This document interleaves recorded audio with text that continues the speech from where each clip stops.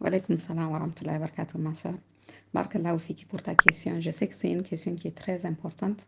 Donc, je vais prendre, Inch'Allah, le temps de bien détailler ma réponse parce que plusieurs sœurs se plaignent des ventes à crédit et du mal qu'elles ont à recouvrer euh, leur argent une fois qu'elles ont vendu à crédit. Donc, je sais que c'est difficile à gérer, surtout si c'est une norme dans ta région. Mais voilà quelques stratégies, Inch'Allah, que je peux vous proposer, bi'idhnillahi ta'ala, pour réduire les ventes à crédit et aussi garder de bonnes relations avec les clients. D'abord, la première chose que j'aimerais vraiment nous inviter à faire toutes, c'est de proposer des alternatives qui sont attractives par rapport au crédit. Donc, donc même si tu vas toujours sur le paiement à crédit, ce que moi je déconseillerais de prime abord, hein, mais si tu dis que c'est la norme dans ta région et que tu ne peux pas vendre sans le crédit, je te propose de faire cela de manière structurée. Donc, si la personne va acheter à crédit, déjà le coût doit être plus important pour lui que s'il achète à comptant. Donc, tu proposes deux prix différents. Le prix au comptant, il est plus bas que le prix à crédit.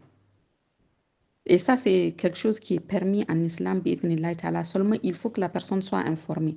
Tu lui dis, une telle, si tu achètes mon produit X, comptant, ce sera 100 francs. Et si tu l'achètes à crédit, ce sera 120 francs. Donc, la personne, elle est informée des deux alternatives et c'est elle qui choisit. À cette condition-là, alors c'est permis de faire comme ça. Ensuite, si la personne choisit le paiement à crédit, tu lui demandes un acompte obligatoirement avant de lui livrer le produit.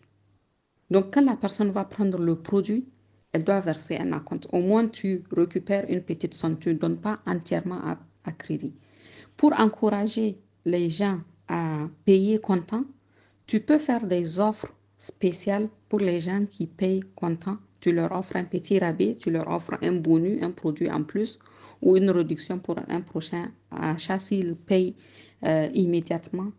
Cela vraiment va les encourager, Inch'Allah, à payer comptant plutôt que de prendre crédit. Et, et une politique de crédit qui est stricte.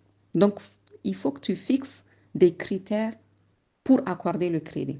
Donc, par exemple, si tu as une nouvelle cliente que tu ne connais pas, tu lui dis que tu ne peux pas lui donner un crédit parce que tu ne la connais pas et c'est tout à fait normal. Mais une fois qu'elle a passé plusieurs commandes et que tu as vu son sérieux, alors à cette condition, tu pourras lui permettre d'acheter à crédit, mais elle doit toujours verser un acompte, Inch'Allah. Tu peux aussi limiter le crédit en montant.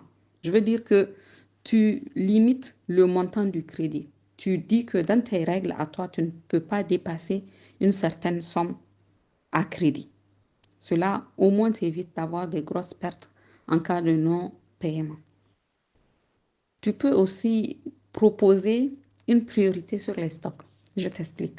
C'est-à-dire que tu fais savoir à tes clients que ceux qui payent comptant sont prioritaires sur tes marchandises.